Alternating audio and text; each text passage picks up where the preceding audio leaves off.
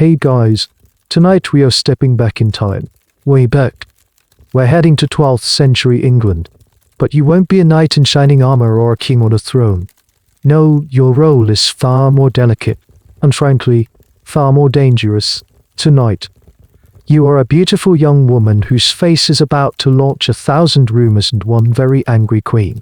Let's be honest, in this world, your stunning looks are less of a gift and more of a political liability. You might not survive the first act of this story, let alone make it to the end credits. So before you get comfortable, take a moment to like the video and subscribe, but only if you genuinely enjoy what I do here. Your support truly means the world.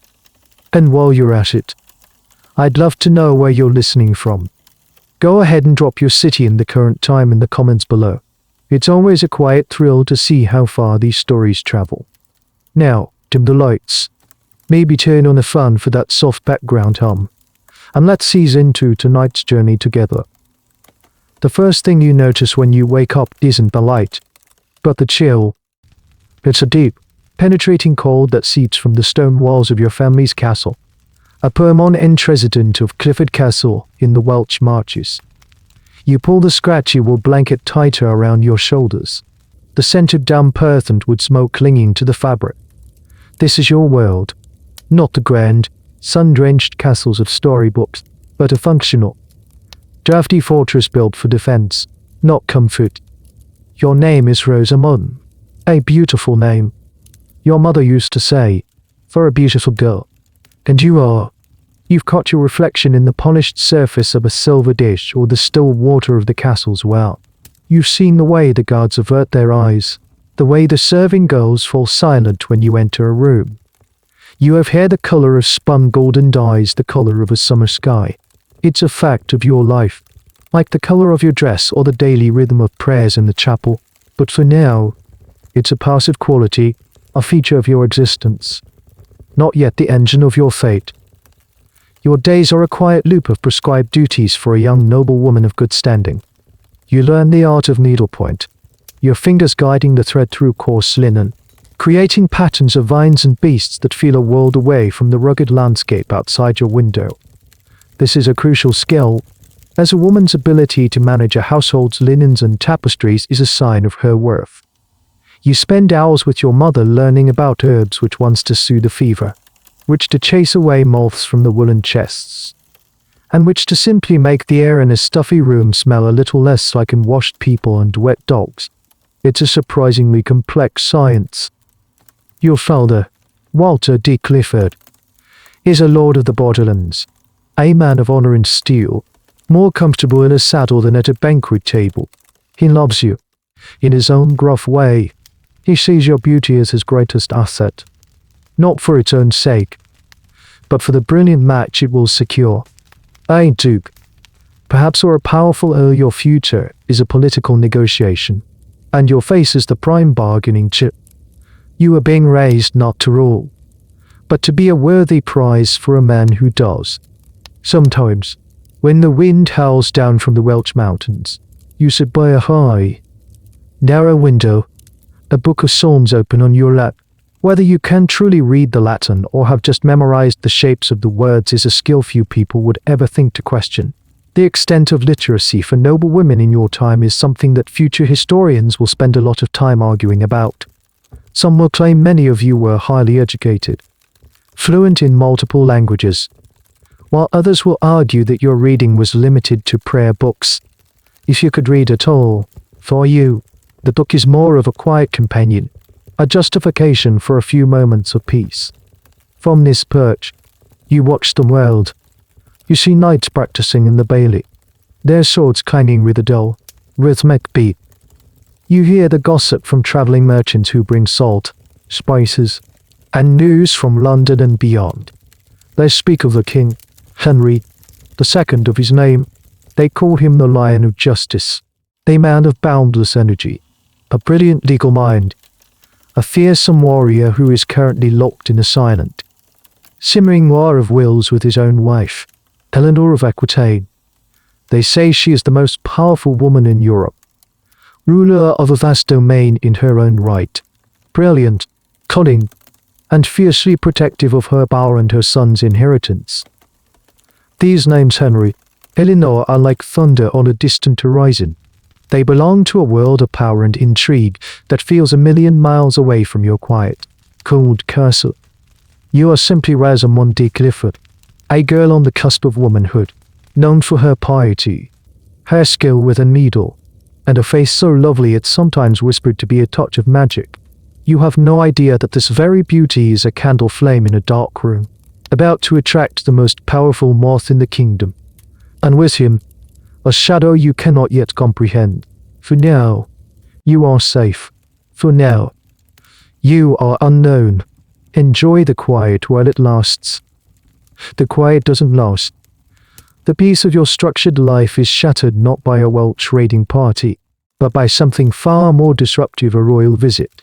A messenger arrives first, a splattering of mud and exhaustion on a lathered horse, announcing that the king himself is touring the marches to enforce his authority and will be gracing Clifford Castle with his presence. The news sends your home into a state of controlled panic. It's like finding out a hurricane has decided to pop in for tea. Suddenly, the halls are buzzing with a frantic energy you've never seen before. Servants rush to scrub floors that were already clean. Tapestries are beaten until clouds of dust choke the air, and the cook begins to sweat and curse, staring at his limited pantry as if trying to magically conjure a feast fit for a king out of salted meats and winter vegetables.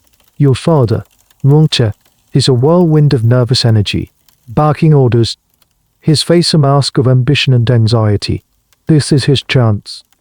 A visit from the king is an opportunity to prove his loyalty, to gain favor, to perhaps secure a better title or more land. And you are his secret weapon.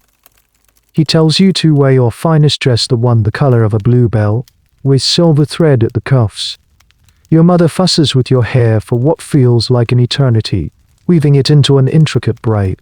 You must be perfect, she whispers, her hands trembling slightly. The king notices everything. You feel less like a daughter and more like a prized falcon being preened before a hunt. When the royal retinue finally arrives, it's not a procession of golden trumpets and silken banners. It's an army of mud-caked men, horses, and wagons. A rolling town that turns the castle's outer bailey into a soupy mire.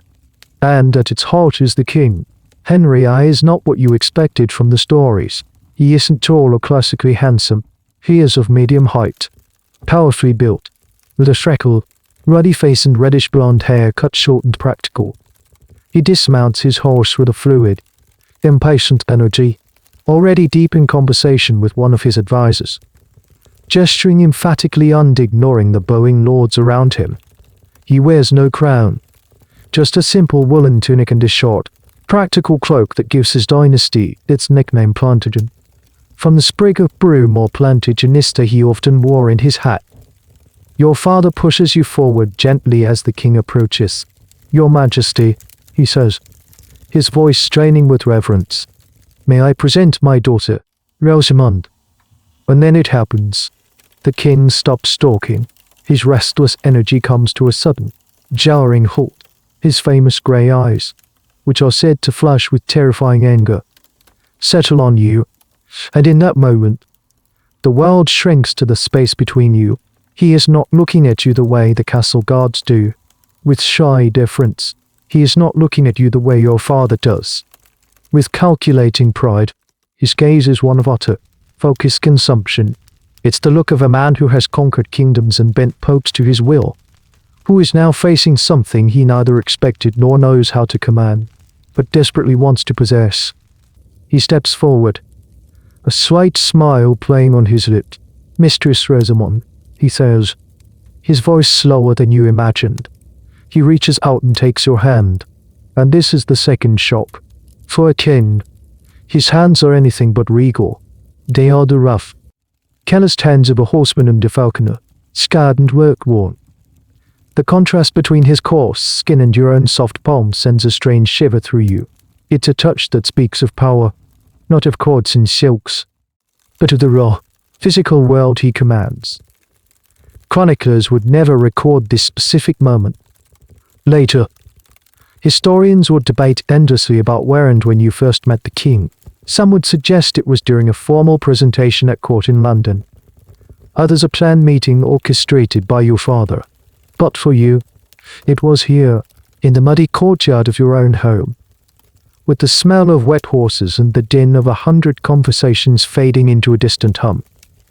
He holds your hand for a fraction too long, his eyes never leaving yours. Then, just as quickly as it began, the moment is over. He releases your hand, nods curtly to your father, and strides into the castle, his retinue scrambling to keep up. He doesn't look back, but he doesn't need to. The connection has been made. A silent promise has been exchanged in that one long look. Your father is beaming, already seeing his fortunes rise. Your mother looks relieved and a little scared. And you are left standing in the cold air, your hand tingling, a profound and unsettling certainty settling in your heart. Your life, the quiet, predictable life you knew just this morning, is over. The Lion of Justice has seen you, and he will be back. The king's visit lasts only a few days, but his presence lingers long after his muddy entourage has departed. He leaves a strange emptiness in his wake, the castle seeming quieter, smaller, and infinitely more dull. During his stay, he was a force of nature. He barely slept, rising before dawn to hunt or ride, spending his days dictating letters, settling legal disputes among the local lords, and poring over maps with his advisors. You saw him only at meals, where he sat at the head of the high table, often ignoring the fine food placed before him, his mind clearly on matters of state. Yet he always found a moment for you. His grey eyes would seek you out across the crowded hall, a silent acknowledgement that separated you from everyone else. He might ask you a simple question about the falcons in the mews, or a local legend, and the entire table would fall silent to hear your soft-spoken reply. These small attentions were like stones dropped into a still pond, the ripples spreading far and wide. The other ladies of the household began to watch you with a mixture of envy and pity. The knights looked at you with a newfound, respectful distance. Your father, meanwhile, walked around with a perpetually puffed-out chest. After Henry leaves, a new kind of waiting begins. Not the passive waiting of your girlhood, but a tense, expectant silence. Then, the gifts start to arrive. It begins with a bolt of silk, a deep, impossible blue, carried by a royal messenger. A note accompanies it, written by a scribe but dictated by the king. The words are formal, but the message is clear. He remembers you. Next comes a fine palfrey, a small, elegant horse with a temperament as gentle as its gait, complete with a saddle of tooled leather so soft it feels like butter. People in your time don't just give horses away. A fine horse is a serious luxury item, like a sports car today. This is not a casual gesture. With each gift, a knot of unease tightens in your stomach. These are not the tokens of a potential suitor asking for your hand in marriage. Everyone knows the king is married, famously, unhappily, but irrevocably married to Eleanor of Aquitaine. These are the gifts of a powerful man pursuing a different kind of acquisition. Your mother sees it, her face growing more worried with each arriving courier. Your father sees it too, but his expression is one of triumphant calculation. He knows this path is dangerous, but the potential rewards royal favor. Land, influence are intoxicating. The final gift is the one that seals your fate. It is not an object, but an offer. A trusted courtier of the king, a man named Sir Robert, arrives with a small retinue. He meets with your father in private for hours. You are not present, of course. Your future is being decided by men in a firelit room. Their voices a low murmur through the thick oak door. When your father emerges, his face is flush with victory. He tells you the king is deeply concerned for your safety and well-being, that the borderlands are too rough, too dangerous for a lady of your quality. He speaks of a beautiful manor house near the royal palace at Woodstock, a place of peace and seclusion, surrounded by a lovely park, a place where you would be protected, cared for. and want for nothing. He calls it the bower. The word hangs in the air, delicate and pastoral, masking a much harsher reality. You would be the king's ward, he explains, under his personal protection. It's a beautiful, carefully constructed lie, and everyone in the room knows it. You know it. Your mother, standing silently behind your father, her face pale, certainly knows it. This isn't protection. It's a gilded cage. You will have everything you could ever desire: fine clothes, servants, jewels, safety except your freedom and your reputation. You will become the king's secret, his mistress. There is no real choice, and the illusion of one is a cruel courtesy. To refuse would be to insult the king, a move that could ruin your family. To accept is to step willingly into a life in the shadows, a life of whispered rumors and borrowed time. It is a devil's bargain, and your father has already shaken the devil's hand. Historians will forever debate how much agency you had in this moment. Were you a willing participant, captivated by the king's power? Were you a reluctant victim of your father's ambition? Or was it some complicated mix of both? The truth is a quiet, personal thing, lost to the centuries. What is known is that you agree. Perhaps you say the word aloud, or perhaps your silence is taken as assent. The decision is made. You are to leave Clifford Castle, the only home you have ever known. You pack the blue silk dress. You prepare to ride the fine palfrey. You are being given a paradise, a secret haven built just for you. But as you look out at the bleak, familiar hills of the Welsh Marches one last time, you can't shake the feeling that you are not entering a heaven, but a beautifully decorated prison, designed by a king and paid for with your future. The journey to Woodstock is a blur. You travel not with the grand retinue of a duchess, but with the quiet discretion of a secret. Sir Robert, the king's man, is your escort. His knights are silent, professional shield around you. You ride on the fine palfrey Henry sent, the gentle sway a constant reminder of the man who now commands your life. You are leaving the rugged, honest gold of the marches for the lush, manicured heart of England. It feels like you are traveling not just across miles, but across worlds. When you arrive, your new home is more lovely than you could have imagined. It's not a castle, but a comfortable stone manor house, nestled beside a gentle stream and surrounded by a vast, rolling park. This is Everswell, the bower your father spoke of. The name means pours well, a practical, earthy name that feels at odds with the almost magical seclusion of the place. The house has been prepared for you. Fresh rushes, scented with lavender and meadows walk, cover the floors. The furniture is new and fine. The tapestries on the walls are bright and skillfully woven, depicting scenes of hunts and courtly love that seem both romantic and a little too on the nose. You have your own staff of servants, all hand-picked by the king's men. They are polite, efficient, and distant. They attend to your every need but offer no friendship, no gossip. Their loyalty is not to you, but to the man who pays their wages. You are their mistress in title, but their ward in practice. They are your companions and your jailers. In the first few weeks, the king does not come. This, you learn, is part of the plan. Your arrival must be quiet, unremarked upon.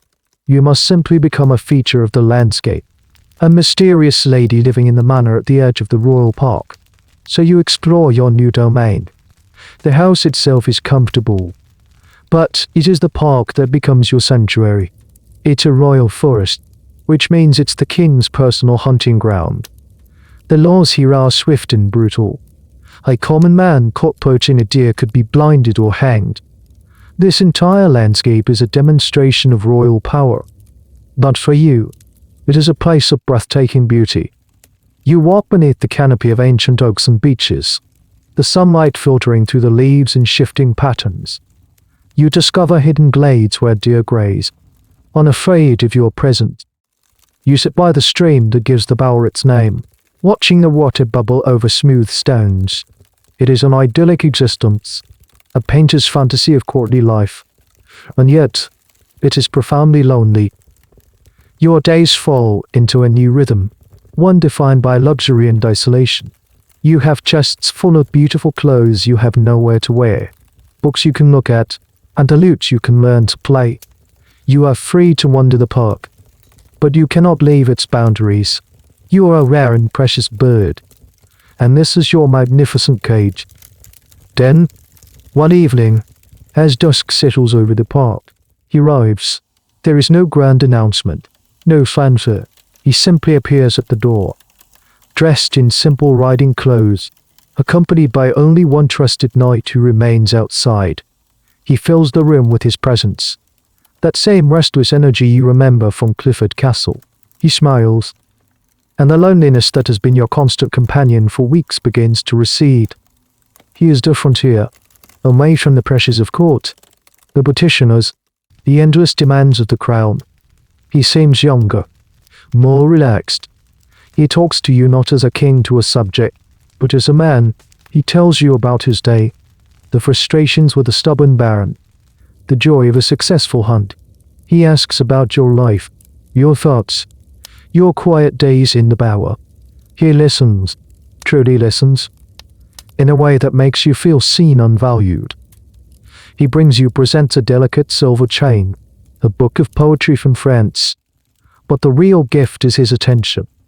In his presence, you are not a political pawn or a beautiful object. You are Rosamund, and you begin to fall for him, not just the king, the symbol of power, but Henry, the man with the tired eyes and the rough hands, who finds a moment of peace with you that the rest of his world denies him. This is the life of the jeune treacherous, the canary in the cage. It is a life of contradictions. You are surrounded by beauty but trapped within it. You are the sole focus of the most powerful man in the kingdom, yet you are invisible to the world. Historians will debate the nature of your relationship. Was it true love, or was it simply the infatuation of a powerful, middle-aged man with a beautiful young woman? A classic trope of power dynamics to outsiders. It was a sin, a political liability to his enemies. It was a weakness to be exploited. But, in the quiet, firelit evenings in the manor at Woodstock, for you, it feels dangerously, intoxicating like love. You are living in a fragile bubble of happiness, blissfully unaware, or perhaps willfully ignorant, that all bubbles, eventually, must pop. Life within your gilded cage takes on a dreamlike quality, but the cage itself is a subject of great fascination and, eventually, wild speculation. The king, being a man who is both deeply clever and obsessively protective, has not just placed you in the house he has, according to the legends that will soon bloom, hidden you within a fortress of cunning design. This is the origin story of Rosamund's Bower or Rosamund's Labyrinth. The tales that will be told by firesides and sung by minstrels for centuries to come are fantastical. They claim that the manor at Woodstock was situated at the heart of an intricate hedge maze, a labyrinth so complex that no one could navigate it without a guide or a secret clue. The paths twisted and turned back on themselves, leading to dead ends and deceptive clearings. Only the king, the stories say, knew the true path.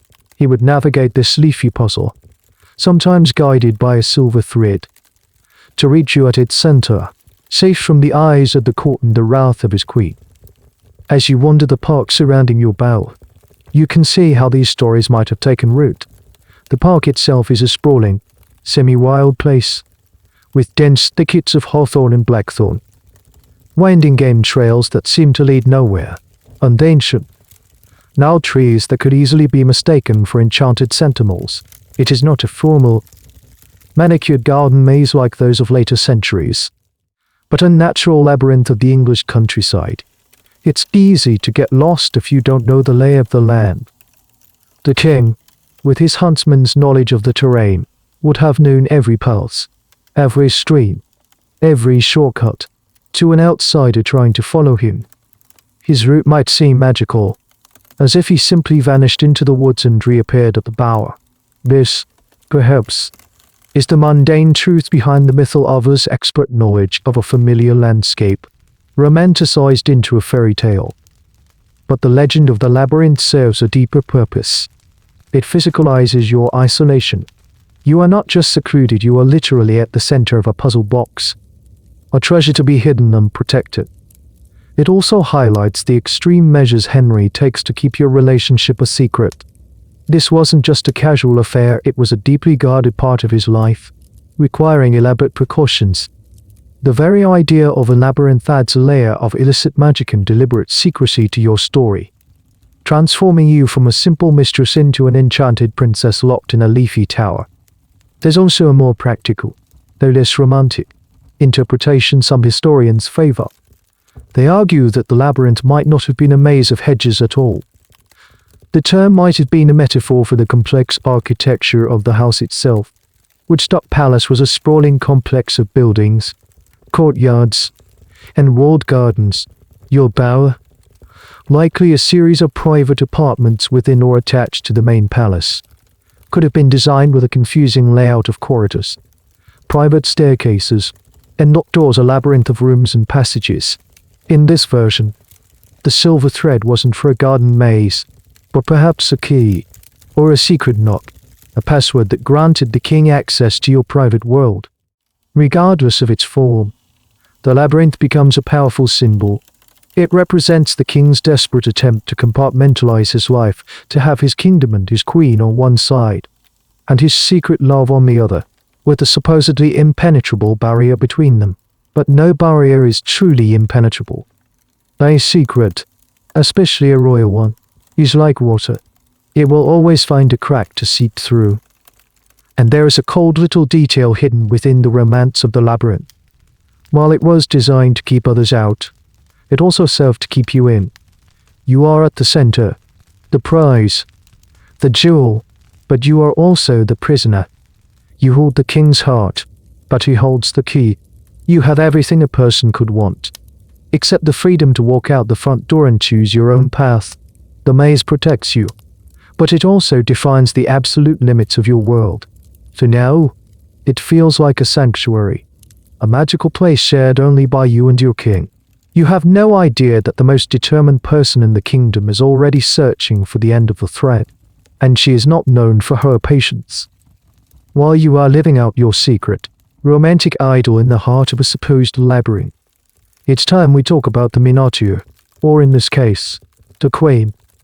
Because your story is not a simple love triangle, it's a collision with one of the most formidable women of the entire Middle Ages. We need to zoom out from your sheltered bower and understand the person who is, inevitably, your antagonist, Eleanor of Aquitaine. To think of her as just a scorned wife is to wildly underestimate her. That's like calling a hurricane a bit of a breeze. Before she was Queen of England, she was Duchess of Aquitaine in her own right, inheriting a vast, wealthy, and notoriously rebellious territory in southwestern France that was larger and richer than the personal domain of the French king she first married. She wasn't just a consort, she was a ruler. By the time you meet Henry, Eleanor is in her 40s. She has lived a life that would exhaust a dozen normal people. As a young woman, she was the Queen of France, married to the pious and frankly dull Louis VII. She found him to be more of a monk than a king, a sentiment she wasn't shy about expressing. Their incompatibility was legendary. The most famous, and possibly apocryphal, story is that after years of failing to produce a male heir, she complained that she had married a monk, not a man.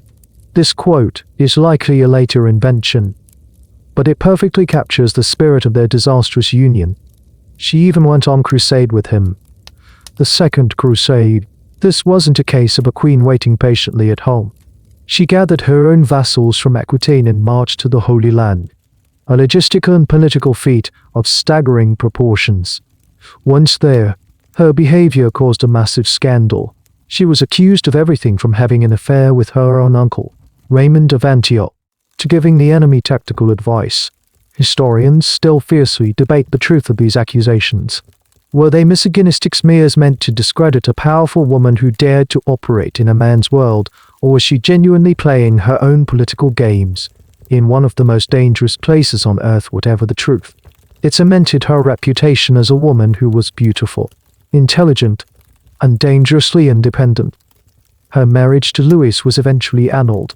Conveniently, on the grounds of consanguinity, they were too closely related, a common excuse for politically failed marriages. Just a few weeks later, she did something audacious. She married the young, dynamic Henry Plantagenet, then just the Duke of Normandy and Count of Anjou, a man 11 years her junior. It was a brilliant power move. She brought her enormous Duchy of Aquitaine to the marriage. And when Henry became King of England 2 years later, their combined territories created the sprawling Angevin Empire, stretching from the borders of Scotland to the Pyrenees. It wasn't his empire, it was their empire. Their early years together were a partnership. They were both energetic, intelligent, and ambitious. They had 8 children together, including 5 sons, a veritable bounty of heirs. But their personalities were too strong, their ambitions too vast, to coexist peacefully forever. Henry was autocratic and unfaithful. Eleanor was proud and fiercely protective of her own rights and the inheritance of her sons, particularly her favorite, Richard. By the time you enter the picture, their political partnership has curdled into a bitter rivalry. They are still married, still a king and queen, but they are engaged in a cold war fought through political maneuvering, alliances, and the strategic placement of their children on the chessboard of European power. Henry has tried to sideline her, to reduce her to a mere figurehead. But Eleanor is not a woman who can be sidelined. She is a force of nature, a political mastermind who has seen and done it all. She has ruled a duchy, survived a crusade, dumped a king, and created an empire. And this is the woman whose husband you are sleeping with. This is the woman whose marriage you are, however inadvertently, mocking. You are a soft-spoken girl from the Welsh marches, skilled in needlepoint and dabs. Your rival is a seasoned stateswoman, a warrior queen, a woman who navigates the brutal, cutthroat politics of medieval Europe with the casual skill of a master. You are a secret, hidden in a bower. She is a public power, her every move watched by the chance rise of Europe. You think the labyrinth is there to protect you from the world, but it was really built to hide you from just one person. And she is far more terrifying than any mythical beast. So, you might be asking yourself, what's so scary about the Queen chess miles away? Probably in one of her castles in France, busy with her own court and her own affairs. Henry is the king. After all, his power is absolute. He can protect you. It's a comforting thought, a reassuring whisper in the quiet of your bower. And it's dangerously naive. To understand why Eleanor is the person you should fear most, you have to understand the nature of her power. It wasn't just borrowed from Henry. She was Duchess of Aquitaine before she ever met him. And she remains its Duchess. This is a critical point. Unlike many royal wives who were merely consorts, Eleanor held immense territory and authority in her own right. Her vassals in Aquitaine were loyal to her, not necessarily to her English husband, whom they often viewed as a foreign power. This gave her an independent base of wealth, military strength, and political influence that made her a major player on the European stage, not just an accessory to the English throne. Think of it this way: Henry is the CEO of a massive, powerful corporation, but Eleanor isn't just his wife, she's the CEO of a hugely successful rival company who also happens to sit on his board of directors and co-owns the family estate. Her power is real, and it is personal. Furthermore, Eleanor had a tool at her disposal that was more potent than any army her sons. She had given Henry a brood of strong, ambitious, and increasingly resentful boys. There was Henry the young king, crowned in his father's lifetime but given no actual power. A king on payroll who was chomping at the bit for a real kingdom. There was Richard, her clear favorite, a brilliant military commander and the future heir to her beloved Aquitaine. There was Geoffrey, cunning and treacherous. And then there was John, the youngest, her husband's favorite, the Lackland for whom Henry was desperately trying to carve out a territory. These sons were her political leverage. As they grew into men, they began to chafe under their father's domineering control. Henry wanted to keep all the power for himself. handing out titles but no real authority. Eleanor, seeing her own power curtailed and her favorite sons frustrated, began to quietly stoke their discontent. She became the emotional and political center of their simmering rebellion. Her court in Poitiers became a court of love, famous for its poetry and chivalric ideals, but it was also a shadow court, a gathering place for all those who were dissatisfied with King Henry's rule. Your existence plays directly into this family drama. You are not just a personal affront to Eleanor, you are a political symbol of her husband's disregard for her. Every gift he gives you, every secret visit he makes to Woodstock, is a public secret that humiliates her. It undermines her authority and her dignity. In the deeply personal politics of the 12th century, this isn't a private matter. It's a public challenge. Enemies of the king can point to you as evidence of his moral failings, of his weakness. They can use you as a rallying cry. Look, they can say, at this king who casts aside his noble, powerful queen for a common harlot. It's a narrative that writes itself, and Eleanor is a master storyteller. The most debated aspect of Eleanor's character is her courts of love. Did these really exist as formal tribunals that pass judgment on matters of the heart, as some later romantic accounts claimed, or was this a literary invention, a myth that grew out of the vibrant troubadour culture she patronized? Historians are split. Some believe she presided over sophisticated debates about chivalry and romance, establishing a kind of feminist counterculture. Others argue it's a fantasy, and her court was simply a hotbed of political conspiracy disguised in the elegant language of poetry. Either way, the image is powerful. Eleanor is not a woman to sit idly by while she is wronged. She is a cultivator of narratives, a master of influence, a queen who commands not just armies, but hearts and minds. While Henry's power is direct and administrative, hers is subtle, cultural, and dynastic. She is playing a long game, and her chess pieces are her own sons. So when you lie in your comfortable bed in Woodstock, warmed by a fire lit on the king's orders, remember this: the queen is not some distant, faded figure. She is an active, formidable rival to her own husband. She is a woman who has built and broken alliances, who understands that power flows not just from the throne, but from loyalty, reputation, and the hearts of one's children. And you, in your beautiful, secret bower, have just given her the perfect excuse to turn her sons against their father. You are not just the king's lover. You have become a weapon in the hands of his greatest enemy. How does a secret so carefully guarded finally unravel in the legends that will be whispered about you for 800 years? It comes down to something small, domestic, and devastatingly simple as single thread of silk. The story, in its most popular telling, is pure theatre. The king, your Henry, returns to his royal residence after a visit to your bower at Woodstock. He believes her secret is safe. His tracks covered. He goes about his royal duties. Perhaps he even endures a tense dinner with Queen Eleanor. Later, as he is changing his clothes, or perhaps as the queen herself is attending to his things, a wifely duty she might perform for the sake of appearances, she spots it, clinging to one of his spurs, or perhaps caught in the embroidery of his tunic, is a single, glistening thread. It is a thread of silk, of a color and quality not found in the queen's own wardrobe or anywhere in the official royal household. It is a telltale clue, a tiny, shimmering witness to his infidelity. In some versions of the tale, Eleanor, being a woman of immense knowledge in textiles and fashion, a product of her sophisticated Aquitainian upbringing, recognizes the unique weave or dye instantly. It's an imported silk, the kind a king might buy for a pampered favorite.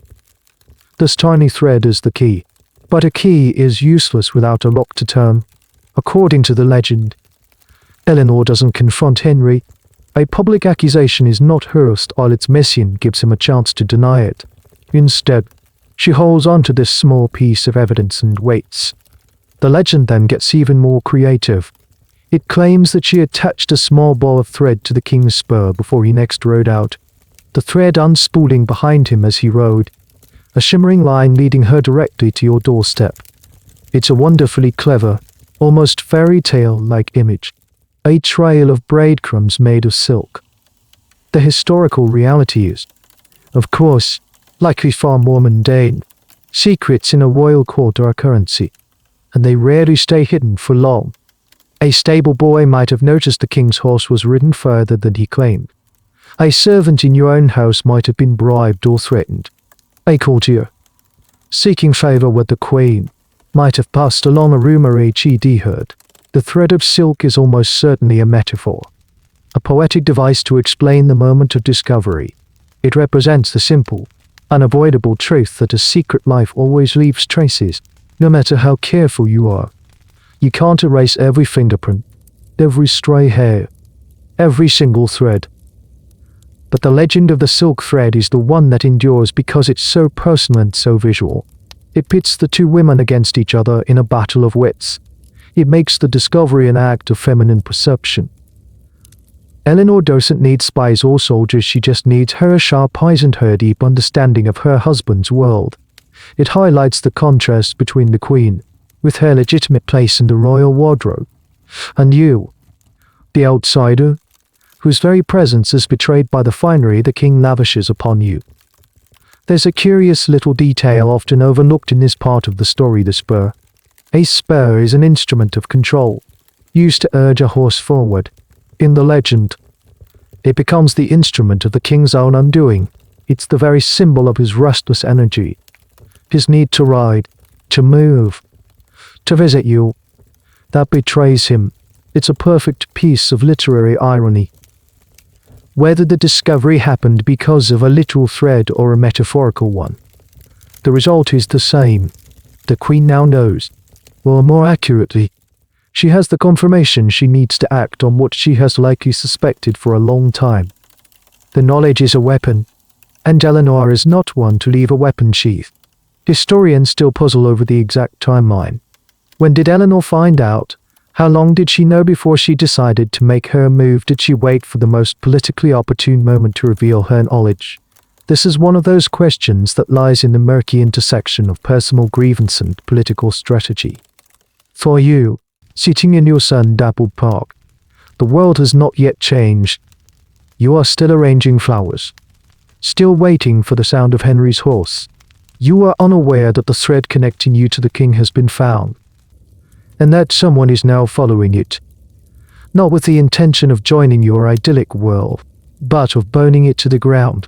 The first stitch of your fate has just been unpicked. Once the thread is pulled, the entire tapestry begins to unravel. Eleanor now possesses a powerful piece of information. And in the venomous ecosystem of the royal court, information is power. But she doesn't use it like a thunderclap. She uses it like a poison, letting it seep slowly into the political bloodstream of the Angevin Empire. Your existence, once a closely guarded secret, is now an open one. It becomes a rumor, then a whisper, then a topic of conversation in the halls of Westminster and the castles of Normandy. It's never spoken of directly in the king's presence. Of course, no one is that brave, but it's there. An unspoken truth that hangs in the air during every council meeting and every state dinner. The rumor mill of a medieval court is a vicious and efficient machine. It travels with merchants, with messengers, with priests and nobles moving between estates. The story of the king's girl, hidden away in a park at Woodstock, begins to spread. Details get twisted and exaggerated with every telling. The beautiful manor house becomes a den of decadent sin. Your quiet, secluded life is imagined as a constant stream of lavish parties and immoral excess. The labyrinth, meant to be a symbol of your protection, is reimagined as a symbol of the king's deceitfulness. This is not just idle gossip. It is a political weapon for the barons who are already resentful of Henry's heavy-handed rule and his legal reforms that curb their power. Your story is a gift. It allows them to frame their political opposition in moral terms. The king, they can now argue, is not just a tyrant, he's a man ruled by his lust. A sinner who neglects his noble queen for a common plaything. It makes him look weak, distracted, and flawed. This is particularly potent in a deeply religious age, where a king's moral authority is directly linked to his right to rule. Even the clergy get involved. John of Salisbury, a prominent and respected churchman and scholar, would later write scathingly about you, though not by name, calling you a harlot. The church, already in a tense relationship with Henry after the disastrous affair of Thomas Becket, the Archbishop of Canterbury, whom the king's knights had murdered in his own cathedral, is not inclined to look kindly upon the king's flagrant adultery. Your relationship becomes another black mark on Henry's soul, another reason for church leaders to view him with suspicion. What is fascinating, and a little bizarre, is how quickly your identity becomes public knowledge, yet officially remains unacknowledged. You are the court's ghost, a person everyone knows exists but no one will admit to seeing. It's a strange kind of fame, to be known by everyone and seen by no one. Your name, Rosamund, is spoken in the same breath as words like concubine and mistress. This is the phase of your life where your personal story becomes public property. You have no control over the narrative. You cannot speak for yourself, defend your reputation, or explain the genuine affection you feel for the king. You are a blank canvas onto which everyone projects their own agendas, to Henry's enemies. You are a symbol of his corruption. To Eleanor's supporters, you are the insult that justifies her anger. To the common people, who hear the tales from traveling minstrels, you are a character in a scandalous real-life drama, a fairy tale princess or a wicked seductress, depending on the singer's allegiances. The question of how much you knew about this escalating situation is a matter of speculation for historians. Did Henry shield you from the rumors, or did hints of the outside world's perception of you filter through? Perhaps from a sympathetic servant or a careless word from the king himself, it's hard to imagine you were entirely oblivious. Perhaps you noticed a change in Henry when he visited. Was he more stressed, more guarded? His moments of peace with you more frantic and fleeting? Did you sense the walls of your gilded cage closing in, the idyllic park feeling less like a sanctuary and more like a hiding place? This slow-burning scandal is far more dangerous than a sudden explosion. It gives Eleanor time to let the poison do its work, time to let the discontent fester, time for the narrative to solidify in the minds of the powerful. She doesn't need to confront you in your bower. Not yet.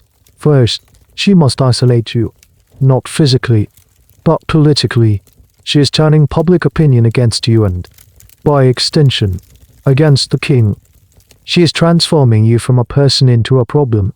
And everyone in the kingdom knows what a king like Henry II does with problems. But they have underestimated what a queen like Eleanor will do with an opportunity. With the rumors now swirling, you are no longer just Rosamund de Clifford. You acquire a new name, a title that will stick to you through history like tar. You become Fair Rosamund. It sounds lovely, doesn't it? A name from a poem or a song. But in the context of your time, it is a deeply loaded term. It is a label, a brand, and it is not a compliment. The word fair here doesn't just mean beautiful. It carries with it connotations of being an object of desire, a distraction. When paired with your name, it becomes a shorthand for that beautiful woman the king is obsessed with. It reduces your entire identity to your appearance and your role as the king's illicit lover. It's a way of dismissing you, of turning you into a two-dimensional character in a morality play. You are not a woman with thoughts, feelings, or a story of your own. You are simply Fair Rosamund, the beautiful problem. But the labels get worse. As the whispers grow louder and more vicious, another term becomes attached to your name, harlot. Sometimes even Rose of the World, Rosamundi, is twisted by clerical writers into Rose of the Unworldly or Rose of Filth, Rosa Immundi. A cruel pun that plays on your name. This is a deliberate and strategic character assassination. In the political theatre of the 12th century, finding your enemy is half the battle. By labeling you a harlot, your detractors, particularly those in the church and those loyal to the queen, are making a powerful statement. They are stripping you of any moral standing. This label does two things. First, it dehumanizes you. It makes any action taken against you seem justified. After all, what rights does a harlot have? It allows people to forget that you are a young woman from a noble family, placed in this impossible situation by the actions of a king and the ambitions of your father. Instead, you become the seductress, the homewrecker, the source of the kingdom's moral decay. The blame, which should rightly fall on the powerful man who pursued you, is shifted squarely onto your shoulders. It is a classic move, as old as time itself. Second, this label serves as a political tool to attack the king. A king who consults with a harlot is a king who is failing in his sacred duty. The king was seen as the moral compass of the nation, an embodiment of God's justice on earth. Henry had already damaged his relationship with the church over the murder of Thomas Becket. His very public affair with you was like pouring salt on that wound. It gave his critics, both secular and religious, a powerful and easily understood reason to challenge his authority. It's much easier to rally support against a sinful king than against a king whose tax policies are fiscally burdensome. This is where your personal life becomes undeniably undangerously political. You are the living embodiment of Henry's biggest vulnerability. Every sermon that thunders against lust from a cathedral pulpit is indirectly about you. Every baron who grumbles about the king's judgment has you as his prime example. You are no longer a secret love affair, you are a national scandal, a symbol of royal weakness. Fascinating, and rather sad. Side note is the way your family likely reacted to this. Your father, Walter D. Clifford, may have initially seen this as a grand success. His daughter had captured the king's heart. Royal favor would surely flow his way, but, as your reputation was systematically destroyed, he would have found himself in a precarious position. The honor of his house was being dragged through the mud. While he may have gained some lands or titles from the king, historians debate exactly how much he profited. It came at the cost of his daughter's name and his family's standing in the eyes of the rest of the nobility. Did he feel guilt, or did he simply see it as the cost of doing business at the highest level? It's a question no chronicle answers. So, while Henry may call you his rose of the world in the privacy of your bower, the world outside has given you a different name. They have branded you. This label is a cage far more effective than any physical labyrinth. The labyrinth might keep people out, but the label prevents anyone from seeing you as a human being. It has set the stage for the next act of the drama, making it not just possible, but palatable for your enemies to remove you from the board entirely. After all, who would mourn the loss of a fair harlot? While your name is being dragged through the courtly mud, a far more dangerous storm is gathering, and its architects are the king's own flesh and blood. It's time to meet the boys, Henry, Richard, Geoffrey, and John. They are not a happy band of brothers. They are a pack of lions, and their father, the old lion, has deliberately kept them hungry. First, there's Henry the young king. H.E.S. the eldest surviving summoned. In a move that was both politically clever and personally disastrous, his father had him crowned as a co-ruler in 1170. This was meant to secure the succession, to show the world that the Plantagenet dynasty was stable. The problem: the young king had a crown, but no kingdom. He had a title, but no power. His father still held all the reins, all the castles, and all the money. The young king was a figurehead, forced to travel in his father's wake, dependent on an allowance that his father controlled with a tight fist. He was popular, handsome, a star on the tournament circuit, but he was a king in name only, and the frustration was eating him alive. Then there's Richard, your Henry's third son, but Queen Eleanor's absolute favorite. From birth, he was designated to inherit his mother's vast and unruly duchy of Aquitaine. He was a son of the south, a poet and a warrior, more French than English in his upbringing and temperament.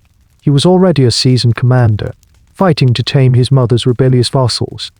He loved his mother fiercely and shared her resentment of his father's overbearing control and, of course, his flagrant infidelity. Your existence was a direct insult to his beloved mother, and Richard was not a man who forgot an insult. Next in line is Geoffrey, Duke of Brittany, perhaps the cleverest and most treacherous of the lot.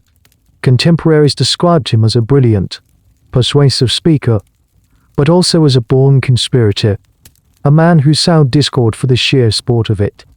A medieval chronicler famously wrote of him, "He has more aloes than honey in him, his honey is gall, his sugar is poison, he is swift to shed blood, and swifter to anger. He was a wolf in sheep's clothing, constantly playing his brothers and his father against one another, always looking for an angle to increase his own power." And finally, there's John, the baby of the family. He was his father's favorite, the son who had been with him the most. Because he was born last, he wasn't initially assigned any major lands, earning him the unfortunate nickname Lachlan. King Henry doted on John and spent a great deal of his political capital trying to carve out a territory for him, often at the expense of his older brothers, which only fueled their resentment. John, for his part, learned the arts of betrayal and opportunism at his father's knee, lessons he would apply with ruthless skill throughout his life. Now, imagine this viper's nest of a family. The father is a control freak. The mother is a political genius quietly encouraging her sons to defy him. The sons are all ambitious, proud, and deeply jealous of one another and of their father's power. It is a dysfunctional family of epic proportions, and their dinner table arguments would lead to civil war. Your role in this toxic dynamic is that of a catalyst. You are the perfect symbol of everything the sons resent about their father. For young Henry, you represent the wealth and luxury his father lavishes on a mistress while keeping him on a shoestring budget. For Richard, you are the living embodiment of the humiliation of his mother, the woman he adores. For Geoffrey, you are simply a perfect excuse, a moral justification for the rebellion he was probably planning anyway. Historians still debate how central you truly were to the coming conflict. Were you the primary cause of the Sons' rebellion, the final straw that broke the camel's back, or were you merely a convenient pretext, a useful banner under which they could unite their more concrete grievances about land, power, and money? The answer is likely somewhere in the middle. The political tensions were already there, a forest of dry tinder, but your affair with the king was the spark that set it ablaze. While you arrange flowers in your bower, believing your world is contained within the park's walls, these four young men are meeting with their mother. They are plotting. They are forging alliances with their father's enemies, including the King of France. They see you not as a person, but as a playing card, the Queen of Hearts. Perhaps, but one they intend to use to bring down the king. Your love story has become the preface to a war. The year is 1173, and the simmering pot of family resentment finally boils over into a full-blown war. It's known to history as the Great Revolt, a conflict that pits Henry against his own wife and 3 of his sons. It's a civil war that will tear the Angevin Empire apart, from the damp hills of northern England to the sun-baked fields of Aquitaine. And you, Rosamund, are standing right in the eye of the storm. The trigger isn't you, not directly. The final straw is one of Henry's classic power plays. He decides to grant his youngest son, John Lachlan, 3 major castles that were promised to his eldest son, Henry the Young King, as part of a marriage arrangement. For the Young King, this is the ultimate humiliation. It's proof that his father will never give him real power, that he will always be a king with an empty crown. Furious, he flees his father's court and makes a run for it, straight to the court of his father's greatest rival, King Louis VI of France, who just so happens to be Queen Eleanor's ex-husband. It's a messy, tangled web of alliances and old grudges. Almost immediately, Richard and Geoffrey follow their older brother's lead. They too abandon their father and join the rebellion. The conspiracy, which had been whispered in the shadows of Eleanor's court in Poitiers, is now out in the open, with the backing of the French king and a host of disgruntled barons who see this as their chance to break free from Henry's iron grip. The sons declare war on their father. And where is Queen Eleanor in all this? She is the master strategist behind the curtain.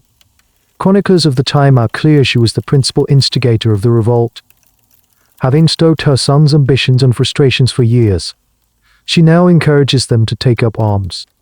She even attempts to join them in Paris, disguising herself in men's clothing to make the journey.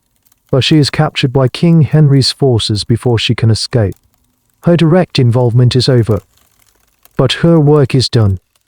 The rebellion is in full swing. This is where you become critically important. The rebels need a justification for their war that sounds nobler than our dad won't give us enough castles. They need a moral cause, and you are it. The propaganda machine of the rebels, likely fueled by Eleanor's own narrative, goes into overdrive. This is not a war of greedy sons against a father, it is a righteous crusade against a sinful king. A king who has neglected his sacred duties, provoked the church, and cast aside his lawful, noble queen for a common mistress. Your name is now openly used in their declarations. You are the harlot, the symbol of the king's moral corruption. The rebellion is framed as an attempt to cleanse the kingdom, to restore honor to the royal family by getting rid of you and your wicked influence. It's a brilliant piece of political branding. It gives disgruntled barons a holy pretext for their land grabs and allows the French king to present his opportunism as a noble defense of a wronged queen and her sons. One of the great debates among historians is just how much of this was about genuine moral outrage versus pure political cynicism. Did Richard and the other sons truly care about their father's affair with you? Or was it just the most convenient and defective casus belli they could find? It's impossible to know for sure. But the consensus is that it was a potent mix of both. Richard's love for his mother was genuine, so her humiliation was likely a real motivating factor for him. For Geoffrey, it was probably pure politics. For young Henry, it was a convenient excuse. For Eleanor, it was the perfect fusion of personal revenge and political strategy. From your perspective in Woodstock, the world has suddenly become a terrifying place. The king, your protector, is now besieged on all sides by enemies led by his own children. The idyllic peace of your bower is shattered by the news of battles in Normandy, of castles falling in Anjou, of Scottish raids in the north of England. The man who seemed all-powerful is now fighting for his political life. He is forced to race back and forth across his vast empire, a whirlwind of military energy, putting out fires everywhere, and when he is gone, dashing off to France to fight his own sons. You are left behind. You are in the heart of his kingdom, but you have never been more vulnerable. The labyrinth that was meant to protect you now feels like a trap. The guards are loyal to the king. Yes, but the king is 1,000 miles away, and the queen, though captured and under guard, has unleashed a storm of hatred against you. Her allies are everywhere, and they all know where you are. The war rages, and your protector is gone. Henry II, a man whose energy was legendary, becomes a blur of motion, a king living in the saddle.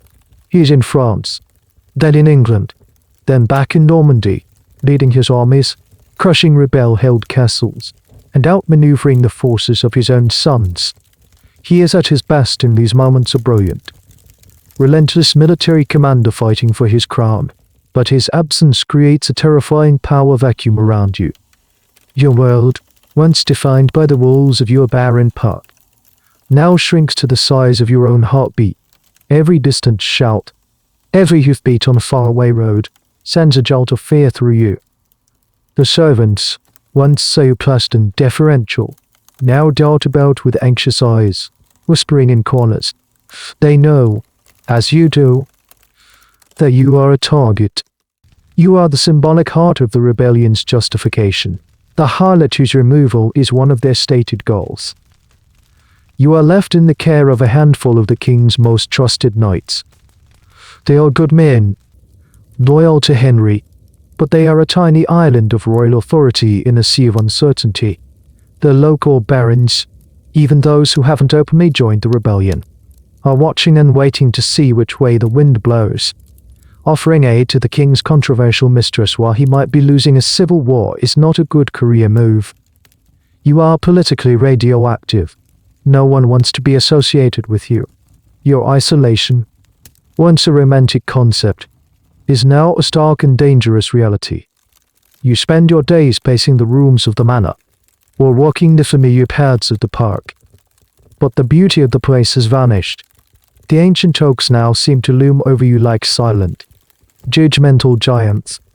The gentle stream murmurs what sound like warnings. The labyrinth, whether real or metaphorical, no longer feels like a clever protection. It feels like a bullseye. News from the war filters in, unreliable and often weeks out of date, brought by exhausted royal messengers. 1 week, the king has won a great victory. The next, a rumor spreads that his forces are stretched thin, his mercenaries on the verge of mutiny. You hang on these reports, your emotional state rising and falling with the king's fortunes. Your life depends entirely on his ability to win. This period of forced inactivity and constant, low-grade terror is, in its own way, a kind of torment. You are a passive participant in your own drama, a pawn waiting on a chessboard to be captured. It is during this time that your legend would later place you at your most vulnerable. Imagining you alone, weeping, praying for the king's return. One of the fascinating, and often overlooked, aspects of this period is the sheer logistical genius of Henry II. While fighting a multi-front war against his sons and the King of France, he also managed the complex administration of his kingdom. He was still issuing writs, collecting taxes, and hearing legal cases, often from a campaign tent. Historians marvel at his ability to compartmentalize and command such a vast and chaotic enterprise. But this very strength was your weakness. His focus was necessarily on the war, on the grand strategy of empire. Your safety, while important to him personally, was just one of many pressing concerns. He had left you guarded. Yes, but he could not be there himself. He had to trust that his orders would be followed, that his aura of authority would be enough to protect you. It's a chilling thought the man who loves you, the most powerful man you know, is completely occupied with a struggle for his very survival. Hundreds of miles away, you are left alone with his ghost, his reputation, and his enemies. You try to remember his face when he was relaxed, smiling, here with you in the bar, but that image is growing faint, replaced by the terrifying picture of a kingdom at war with itself. You are no longer the cherished secret, the treasured escape. You are a piece of unfinished business, a liability he had to leave behind when he rode off to war. And as the days turn into weeks, and the weeks into months, a dreadful question begins to form in your mind. If the king's own sons are willing to defy him, what is to stop their allies, or even their mother, from taking matters into their own hands? You look out from the windows of your beautiful prison, and for the first time, you truly understand that the king's protection might not be enough. While the king is away, the queen is at play. Well, not exactly a play. When we last saw Eleanor, she had been captured, dressed in men's clothes, trying to flee to her son's side. Henry, furious at her betrayal, doesn't execute her. She is the mother of his heirs and a duchess in her own right, far too powerful to simply kill. Instead, he places her under house arrest.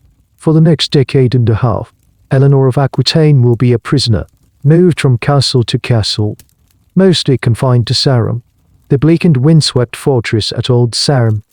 But to think that a stone wall could contain the influence of Eleanor is to misunderstand her completely. She may be physically imprisoned, but her spirit, her will, and her network of allies are very much at large. From her captivity, she remains a potent symbol for the rebellion. She is the wronged queen, the suffering mother, a living martyr to her husband's tyranny and infidelity. Her imprisonment only serves to fuel the rebels, cause and blacken Henry's reputation further. And she has a long memory. Her humiliation is twofold. First, there's the political betrayal. Her husband has systematically stripped her of power and sidelined her in the governance of their empire. Second, there's the personal betrayal, the one that has a name, Rosamund. While Eleanor sits under guard, you are living in a comfortable bower, enjoying the king's affection. This is an imbalance she cannot, and will not, tolerate. The Great Revolt of 1173-1170 for it gives her the perfect opportunity.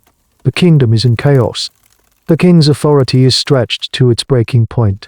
His attention is fixed on the battlefields of France. It is the perfect moment for a predator to strike. The legends that will bloom from this moment are lurid and dramatic, but they all spring from a single, plausible idea that Eleanor, even under guard, found a way to orchestrate her revenge. How could a prisoner do this? This is where historians have to speculate, reading between the lines of the chronicles. Eleanor was not kept in a deep, dark dungeon.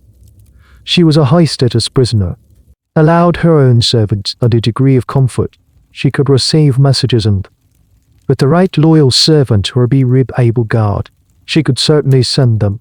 Her network of supporters, especially those in her native Aquitaine, was vast. She wouldn't need to slip her bonds and ride to Woodstock herself. She would only need to pass a message to a loyal or ambitious lord, someone eager to win her future favor. A man like Ranulph de Glanville, one of Henry's most powerful justiciars, but also a man who understood the importance of staying in the good graces of the entire royal family. The lines of loyalty were complex and shifting. The command would be simple: solve the problem at Woodstock. It wouldn't need to be an explicit order to kill. In the world of courtly power, a hint is as good as a command. A simple expression of her displeasure at your continued existence would be enough to empower an agent to act on her behalf. This gives her plausible deniability. She could later claim that her loyal supporters, in a fit of righteous indignation, acted on their own. There's a fascinating, unchilling little piece of trivia that underscores Eleanor's potential for ruthlessness. Years later, after Henry's death, when she was finally freed and ruling as regent for her son Richard, she proved to be an incredibly effective, and at times, merciless ruler. She had a deep understanding of power and wasn't afraid to use it.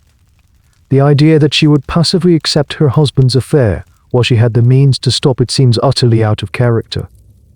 So while King Henry is fighting his sons in France, Queen Eleanor, his captive wife, is fighting a different kind of war. It's a shadow war, fought with whispers, messages, and loyal agents. She has been publicly humiliated and politically muted. You are the symbol of that humiliation. By eliminating you, she would not only be taking personal revenge, but also removing a potent political symbol that her husband has flaunted in her face. It would be a checkmate in their long, bitter marital chess game. The specific historical evidence for Eleanor's direct involvement in your fate is non-existent. No letter or chronicle explicitly states, "The Queen sent a man to deal with Rosamund." It is all inference, legend, and a deep reading of her character. But the debate rages on among historians: was Eleanor a ruthless pragmatist capable of ordering your death? Or is she a victim of centuries of misogynistic storytelling that casts powerful women as vengeful villains? The legend, of course, has already made its choice. In the popular imagination, the Queen is not just a passive symbol. She is an active agent of vengeance. And as the king's back is turned, the story goes, the captive queen reaches out a long arm from her prison cell, and her shadow begins to fall over your peaceful bower. The idyllic peace of Woodstock has long since curdled into a tense, suffocating quiet. But now, that quiet is broken. It begins subtly. A guard posted at the edge of the park goes missing. A horse is found wandering with its saddle askew. Small, unsettling events that fray the nerves of your small garrison of protectors. Your world, already a prison, now feels like a fortress under siege. The knights assigned to protect you double the patrols, their faces grim. They know what's coming. An attack on a place under the king's direct protection is a bold, almost suicidal move. Whoever is coming is not afraid of the consequences. Then, one afternoon, the whispers and shadows take physical form. A small group of armed men are spotted at the perimeter of the park. They don't attack. They simply wait. A silent, menacing presence. They are cutting you off, testing the defenses, letting the fear build. They are a visible manifestation of the Queen's long reach. Inside the bower, the atmosphere is thick with dread. The servants avoid your eyes, their hands trembling as they serve your meals. You can't eat, you can't sit still. You climb the narrow stairs to the highest window of the manor. The same window from which you used to watch for Henry's arrival. Now, you scan the trees not for a lover, but for an enemy. This is the moment where the legend of the labyrinth kicks into high gear. If the bower was truly hidden at the center of a complex maze, then this is where the invaders would be stumped, wandering aimlessly through the hedges while you remain safe. But if, as is more likely, the labyrinth was just a series of well-guarded gates and private passages, then it is only as strong as the men who defend it, and your defenders are few. The sound you have been dreading finally comes, a horn blast, sharp and brutal, from the edge of the woods. It is followed by the clash of steel on steel. The attack has begun. Your guards, loyal to the last, have ridden out to meet the threat, to buy you time, but you have nowhere to run. The bower, your sanctuary, is now your trap. From the window, you can see flashes of movement in the trees, the glint of sunlight on a helmet, the chaos of a small, desperate skirmish. You hear shouts, screams, and then a terrible, growing silence. You know what that silence means. Your protectors have fallen. Now, you hear new sounds, closer sounds, the crunch of gravel under heavy boots, the splintering of wood as the main door to the manor is forced open. They are inside the house. You can hear their voices, rough and confident, echoing in the hall below. They are searching, room by room. You retreat from the window, your heart hammering against your ribs. You back away into the center of your chamber, the beautiful room that Henry decorated for you. The fine tapestries seem to mock you with their scenes of courtly love. The lute he gave you lies on a chair, a silent testament to a life that is now over. The footsteps are on the stairs now, heavy, deliberate, coming for you. There is no escape. You are Rosamund de Clifford, the girl from the Welsh marches. You are fair Rosamund, the king's great love. You are the harlot, the cause of a war, and the consequences of all those identities are now climbing the stairs. The door to your chamber swings open, but it is not a rough soldier who stands there, sword in hand. The legend, in its most dramatic form, gives you a far more terrifying visitor. The soldiers part, and a figure steps through. A woman, dressed in dark, severe colors, her face a mask of cold, controlled fury. It is the Queen, Eleanor of Aquitaine. The legend says she found her way through the labyrinth, guided by that fateful silk thread, and now she stands before you, the architect of this moment. This is almost certainly, a historical fantasy. Eleanor was under lock and key at Sarum. It is nearly impossible that she could have been here in person. The men who breached your bower were her agents, not her escorts, but the legend understands something fundamental about drama. A story this personal needs a personal confrontation. It needs the two women, the wife and the mistress, to finally meet. So in the theater of our story, she is here. The Queen has come to your bower, and she has not come to talk. The air in the room is thick and cold, all the warmth sucked out by the presence in the doorway. The Queen, or the woman who represents her, a figure embodying all her righteous fury, steps into your chamber. The soldiers remain at the door, silent witnesses. This is not their business. This is between the two of you. In the legend that has been told and retold for centuries, this is the climatic scene, the heart of the drama. The Queen doesn't rage or scream. Her anger is a cold, precise instrument. She looks at you, taking in your youth, your famous beauty, the luxurious room that has been your cage. Her expression is unreadable, but you feel the weight of her gaze like a physical blur. You are the living symbol of her husband's betrayal, and she has come to erase you. According to the most popular version of the tale, popularized by a 16th century ballad, the Queen presents you with a terrible choice. She holds in one hand a gleaming dagger, in the other, She holds a small, ornate cup. It is a choice straight out of a Greek tragedy. Stark and theatrical, the dagger or the poison, steel or hemlock, a quick, violent hint, or a slower, more insidious one. Choose, the queen says, her voice as cold as the steel at the blade. You look at the two objects. The dagger represents a brutal, bloody death. It is an act of overt violence, a murder. The poison, contained in a beautiful, perhaps even jeweled cup, is something else. It is more subtle, more quiet. It's a death that happens from the inside out. It has an air of grim ceremony to it. One is an execution, the other, a forced suicide. Why this specific choice? It's a fascinating detail that storytellers have embellished over the years. The choice itself is a form of torture.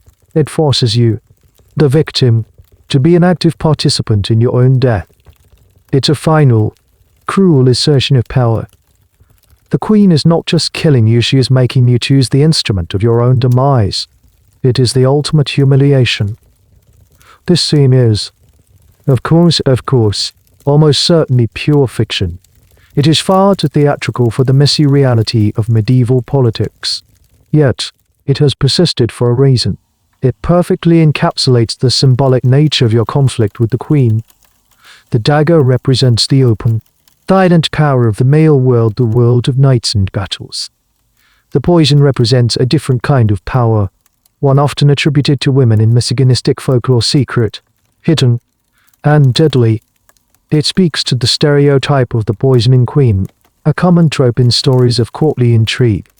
There's a curious, alternative version of the legend that is less famous but equally chilling. In this telling, the queen doesn't offer a choice. She arrives with her attendants, forcibly strips you, and plunges you into a bath of scalding water. It is a brutal, agonizing death, a cleansing by fire and water. This version, with its overtones of a witch trial, is even more savage, but it lacks the chilling, psychological cruelty of the dagger and poison dilemma. So in the grand theatre of the legend, you are faced with this impossible choice. What do you do? The ballads say you wept. You pleaded for your life. You begged for mercy. For the sake of the love the king bore you, your pleas fall on deaf ears. The queen's heart is stone. The legend says you chose the poison. Perhaps it seemed the less violent option. Perhaps it felt more dignified than a bloody struggle. Or perhaps, in that moment of ultimate despair, taking the cup felt like the last act of agency you had left. You take the cup from her hand. The metal is cold against your skin. The liquid inside is dark. You look at the queen one last time, and then you drink. The storytellers don't dwell on the physical effects. They are more interested in the poetry of the moment. The beautiful, fair Rosamund, the rose of the world, destroyed by the bitter cup of a rival's hatred. You collapse to the floor of your beautiful bower. The silken tapestries your final witnesses. The queen watches, her face impassive, until it is done. Then she turns and leaves, her footsteps receding down the stairs, leaving behind a profound and terrible silence. The problem at Woodstock has been solved. The board has been cleared. The rose has been plucked. Now, let's pull back the curtain. The scene we've just witnessed, the dramatic confrontation. The dagger and the cup of poison is magnificent theatre. It's the stuff of ballads, plays, and operas. It has fueled the imaginations of artists for centuries, and it is, according to virtually every serious historian, almost entirely untrue. The truth of your death is one of the great historical mysteries where legend has completely overwhelmed fact. The story of Queen Eleanor personally murdering you is a fabrication that began to take shape long after you were gone.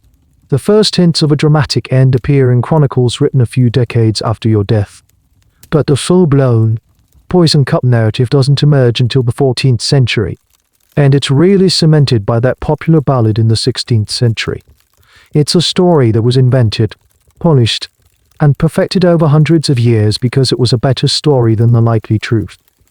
So why did this specific legend become so popular first? It provides a satisfying, Dramatic conclusion. History is often messy, anticlimactic, and unresolved. People crave narrative closure. A beautiful young woman dying of a mysterious illness isn't nearly as compelling as a vengeful queen, a secret labyrinth, and a choice between a dagger and poison. The legend provides a clear villain, a tragic heroine, and a powerful, memorable climax. Second, it serves a political and cultural purpose. For centuries after her death, Eleanor of Aquitaine was often portrayed as a villainous, the bad queen. She was ambitious. She defied her husband. She ruled with a strong hand. These were qualities that were often viewed with suspicion in a woman. Casting her as a cold-blooded murderer fit neatly into a misogynistic narrative that sought to demonize powerful women. The story of her murdering you became a cautionary tale about the dangers of female ambition and jealousy. It's a classic example of how history is written to reflect the biases of a later age. This is where we come to the great, ongoing debate among historians. While they agree that the poison cup scene is fictional, they are deeply divided on the question of Eleanor's culpability. Did she, as we explored earlier, orchestrate your death from afar, or is she entirely innocent, a victim of historical slander? One camp of historians argues that, given the circumstances, the Civil War, Henry's flaunting of the affair, and Eleanor's known character, it is entirely plausible, even probable, that she arranged for you to be removed. They point to her political acumen and ruthlessness. She had the motive, the opportunity created by the chaos of the war, and the means, her network of loyalists. For this camp, the legend is a fantastical retelling of a real event, a political assassination ordered by the Queen. The other camp argues that there is zero contemporary evidence to support this. Not a single chronicler writing at the time of your death accuses the Queen of murder. The accusations only start appearing much later. These historians argue that Eleanor is being unfairly maligned. They suggest that the story was invented by Henry's supporters to blacken her and aim and justify her long imprisonment. Or perhaps it was just a romantic invention that got out of hand. They argue for the principle of innocent until proven guilty. And in the court of historical evidence, there's not enough to convict her. This is one of those fantastic historical arguments that will likely never be resolved. It's a he said, she said that has echoed for over 800 years. The truth is buried in the silence between the lines of the official records. Was Eleanor a murderer? Or was she framed by history? The academic jury is still out, and probably always will be. And let's not forget another suspect who often gets overlooked in the drama, the king's own sons. The rebel princes also had a motive to get rid of you. Your existence was their primary propaganda tool. By killing you, they could have tried to frame their father for it, or simply removed a source of corruption to prove their point. It's a less popular theory, but not an impossible one. So as the dramatic, legendary scene of your death fades, we are left with a profound uncertainty. The story is simple, but the history is complex. We have rejected the myth of the poison cup, but we are now closer to the truth. We have a victim, a long list of powerful suspects with strong motives, and no reliable witnesses.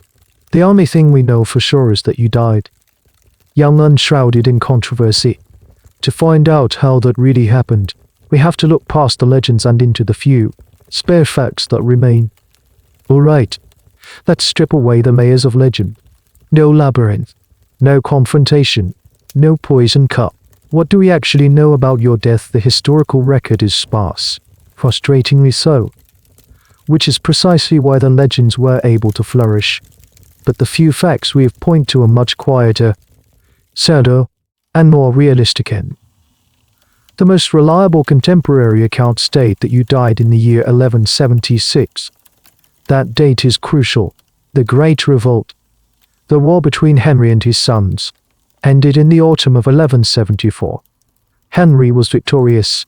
He had crushed the rebellion, forgiven his sons for now, and secured his throne. His queen, Eleanor, was firmly under lock and key at Sarum. The kingdom was at peace. This timeline immediately throws a wrench in the gears of the dramatic murder legend.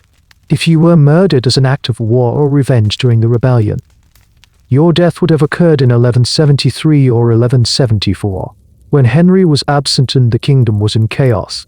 But you died 2 years after the war was over, at a time when Henry's power was once again absolute.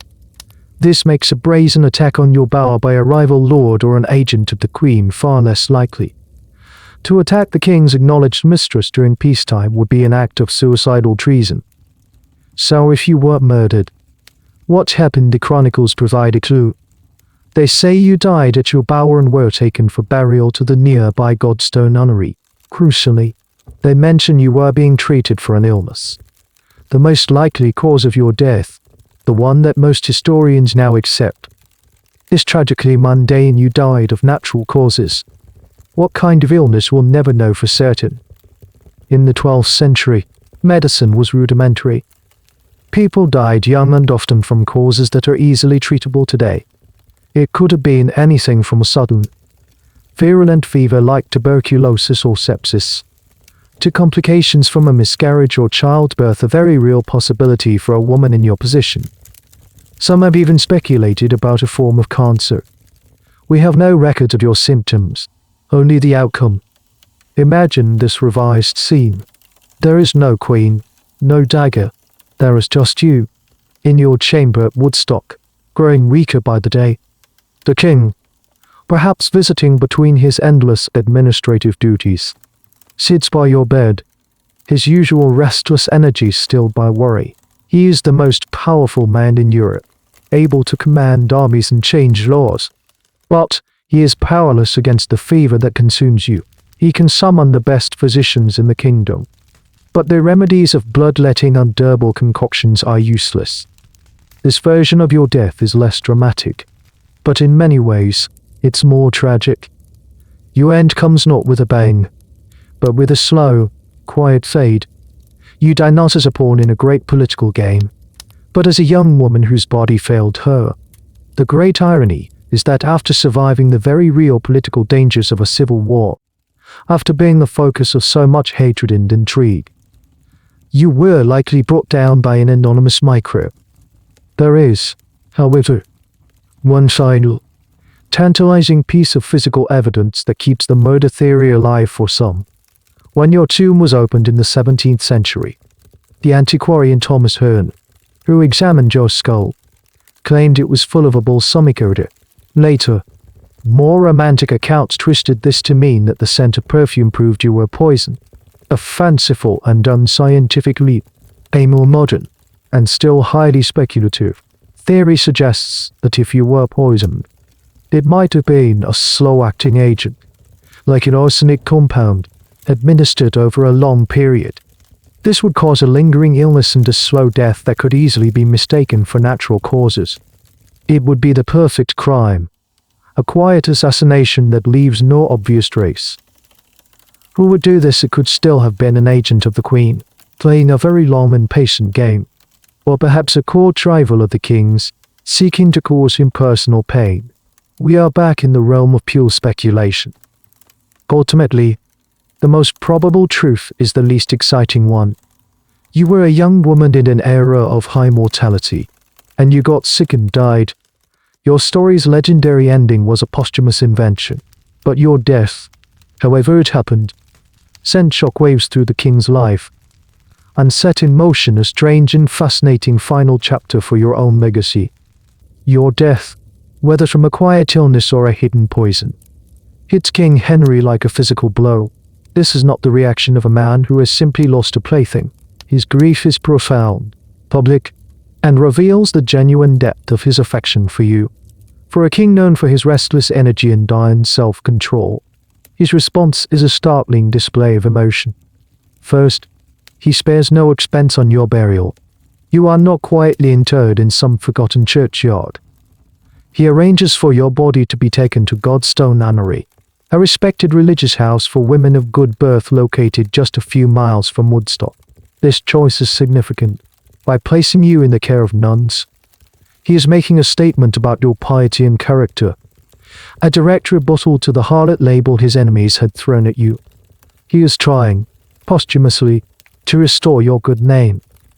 He then endows Godstow with significant wealth. He gives them lands on regular payments, with the explicit instruction that the nuns are to maintain your tomb and pray for your soul in perpetuity. This was a common practice for nobles wanting to ensure their salvation, but the scale of Henry's endowment for a mistress was exceptional. He is effectively buying your way into heaven, using his royal wealth to ensure you receive the same spiritual care as a queen. But his most dramatic gesture is the tomb itself. He commissions a magnificent tomb to be built for you within the choir of the nunnery's church. This is prime real estate in a medieval church, a space usually reserved for saints, bishops, or the highest nobility. Your tomb is described by chroniclers as being surrounded by candles and lamps, constantly burning, and draped in rich silks and tapestries. It is a shrine. Henry turns your final resting place into a public spectacle of his love and grief. He is daring the world to question his devotion, to call you a sinner now that he has enshrined you like a saint. While he is building your monument, he is also settling scores. The Great Revolt is over, and he has his wife, Eleanor, exactly where he wants her, powerless and imprisoned. After your death, any chance of reconciliation between Henry and Eleanor vanishes. Your memory now stands as a permanent wall between them. He keeps her under even tighter guard, moving her between various castles for the next decade.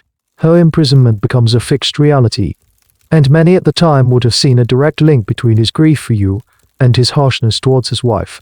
He could not punish the illness that took you, but he could certainly punish the woman who he felt had, at the very least, driven you into a state of fear and anxiety. Did he believe she had you murdered? This is one of history's great unanswerable questions. There is no record of him ever formally accusing her.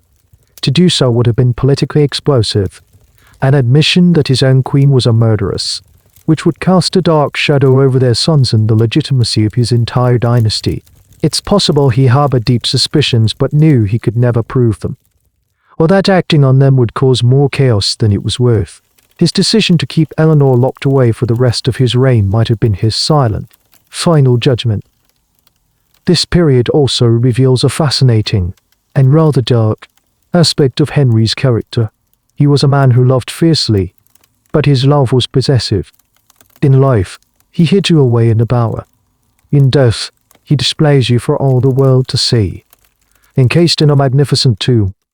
In both instances, you are his prize, a symbol of his personal world. The tomb is as much a monument to his grief and his power as it is to your memory. It is a message to his enemies: I love this woman, and even in death, she will be honored like a queen. His grief was real, but it was the grief of a king. It was channeled into grand, public displays of wealth and power. While he mourned the loss of the woman he loved, he also used that mourning to make a defiant political statement.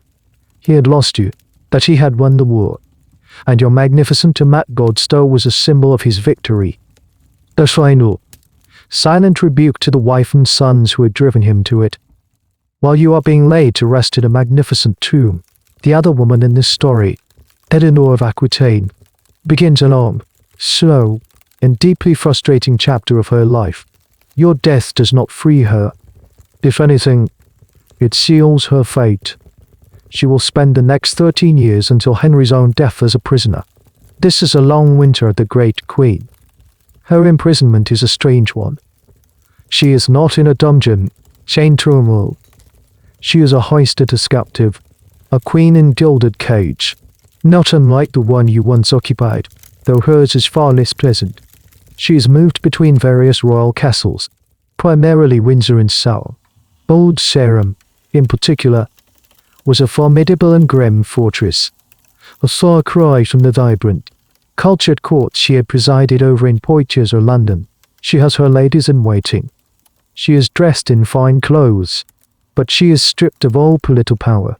Her letters are read, her visitors are screened. She is a non-person, deliberately erased from the political landscape by her husband. This period is a testament to Henry's fury and, perhaps, his fear of her. He knew that, if freed, she was more than capable of stirring up another rebellion. Her sons, particularly her beloved Richard, constantly petitioned for her release. But Henry would not budge. Her captivity became an unnegotiable part of his rule. It was his way of ensuring domestic peace. What does a woman like Eleanor, one of the most energetic and intelligent people of her age, do for 15 years of forced inactivity? It's a question that fascinates historians. The chronicles fall silent about her during this time. She simply disappears from the public record. We have to assume she read. She engaged in correspondence the parts her jailers allowed. She managed her household, and she waited. She was a master of the long game. And she must have known that her husband was not immortal. Her time would come again. There is a deep and bitter irony here. While you, his mistress, are being publicly honored in death, with a tomb that becomes a site of pilgrimage, she, his queen, is alive but politically buried. Henry's public devotion to your memory is a constant, private humiliation for her. Every endowment he makes to Godstow in your name is a slap in her face. He is honoring his illicit love while dishonoring his legitimate wife. From her perspective, you have won. In death, you have achieved a kind of symbolic power that she, in her constrained life, cannot match. You have captured her husband's heart so completely that even after you are gone, his grief for you dictates his treatment of her. Whether she was responsible for your death or not, she is now paying the price for your relationship. This long imprisonment had a profound effect on her, and on the future of the kingdom. It solidified her bond with her son Richard. He saw his mother's captivity as a grave injustice, and it fueled his lifelong resentment of his father. Their shared animosity towards Henry became the central, defining feature of the last decade of the king's reign. Eleanor, even in her silence, was a rallying point for Richard's ambitions. One of the great what-ifs of history is what would have happened if Henry had reconciled with Eleanor after the Great Revolt. Could they have repaired their political partnership? Could they have governed together and prevented the subsequent rebellions of their sons? Historians are divided. Some argue that the marriage was irrevocably broken, and your affair was just one symptom of a much deeper incompatibility.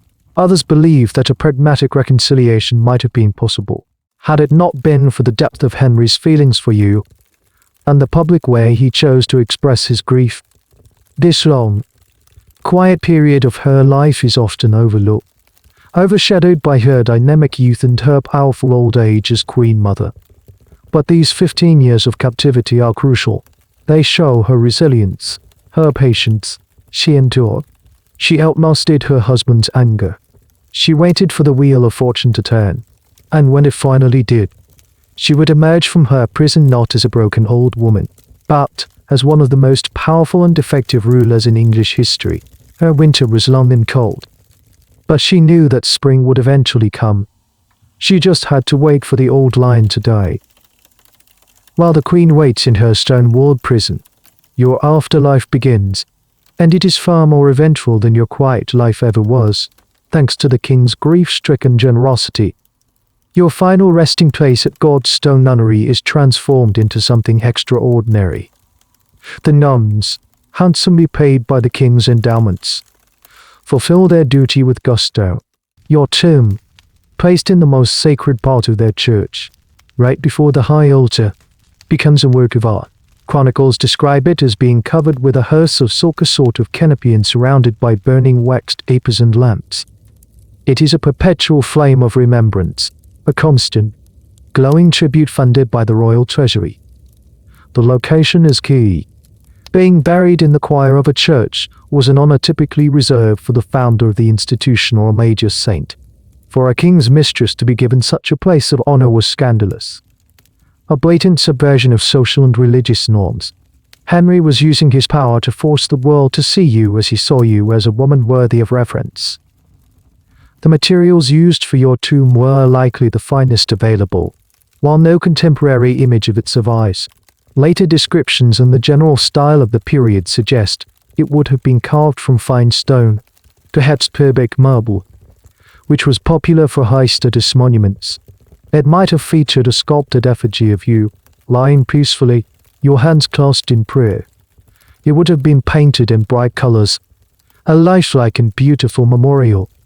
This was not a grave, it was a monument. But Henry's patronage did more than just build a beautiful tomb. It created a legend. His public display of grief and devotion signaled to the common people that you were someone special, someone beloved by the powerful. And this is where something strange and unexpected begins to happen. People start visiting your tomb.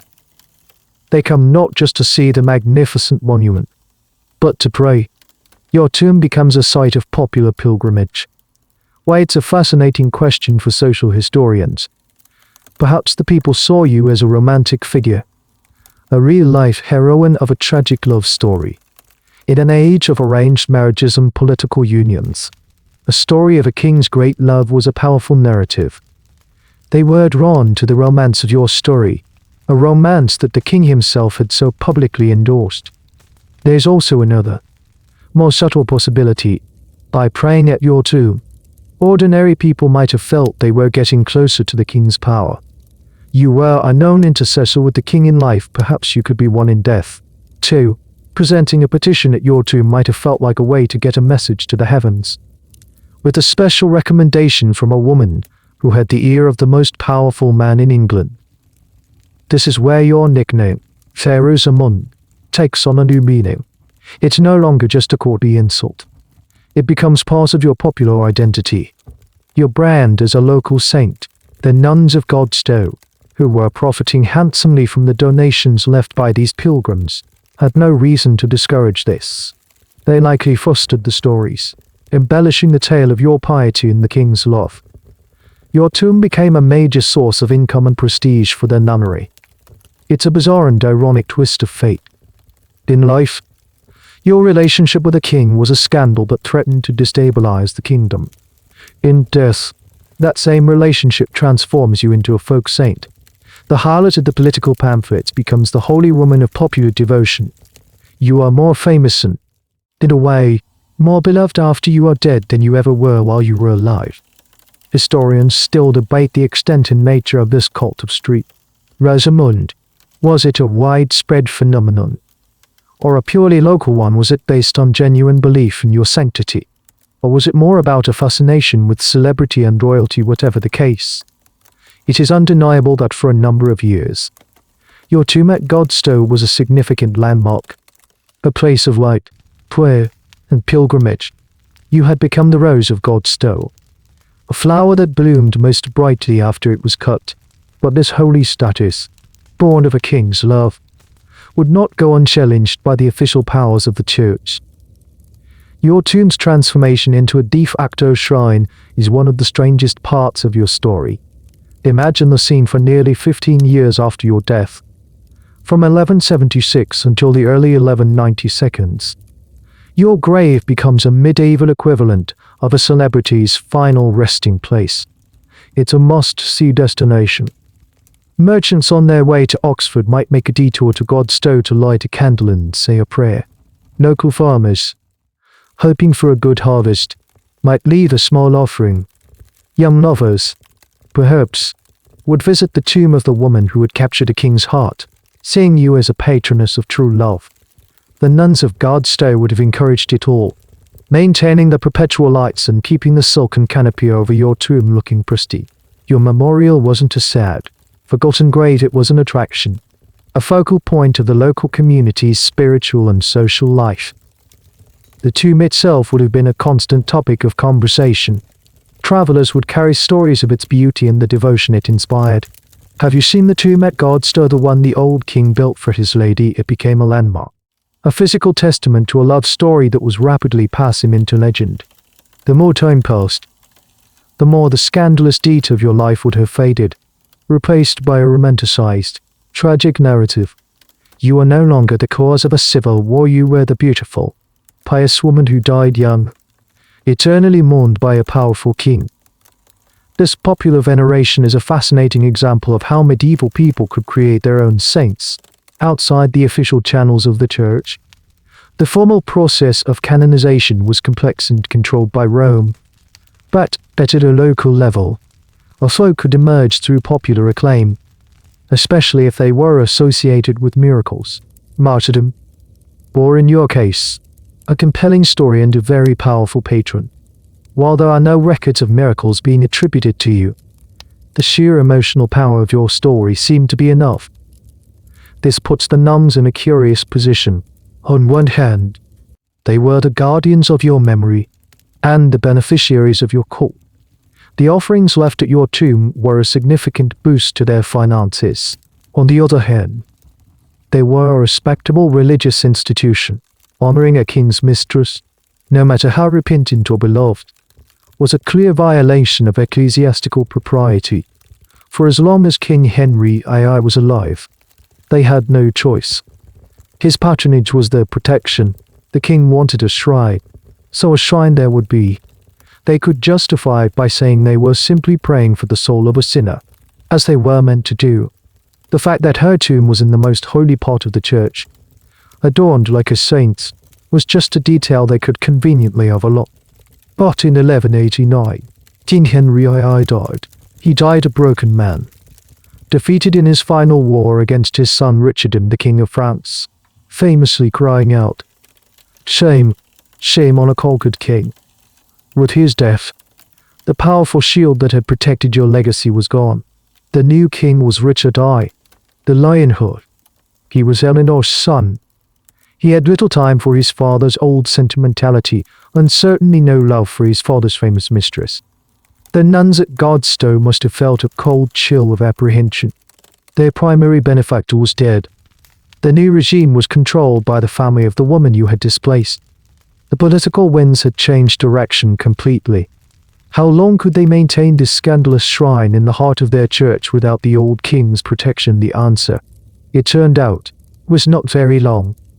The constant stream of pilgrims, the ever-burning candles, the whispered prayers. This strange, popular celebrity you had found in death was about to come to an abrupt and decisive end. The party was over. They knew.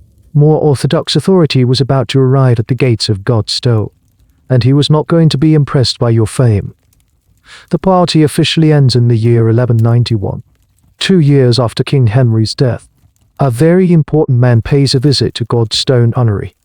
His name is Hugh of Avalon, and he is the Bishop of Lincoln. Straight. Hugh, as he would later be known, was one of the most respected and formidable churchmen of his time. He was known for his piety, his integrity, and his absolute refusal to be intimidated by anyone, including kings. He was, in short, a man who followed the rules. As Bishop Hugh is conducting his official tour of the nunnery, he enters the main church, and there, in the choir, directly in front of the high altar, he sees it your magnificent tomb. It's still there, covered in silks and flowers, with candles burning brightly. A crowd of local peasants kneeling before it in prayer. For a man like you, this is not a touching tribute to a tragic love story. It is an outrage. It is a gross violation of canon law. The bishop, a man not known for mincing his words, turns to the abbess of the nunnery. The chronicles record his furious reaction. He asks who is buried in this place of honor.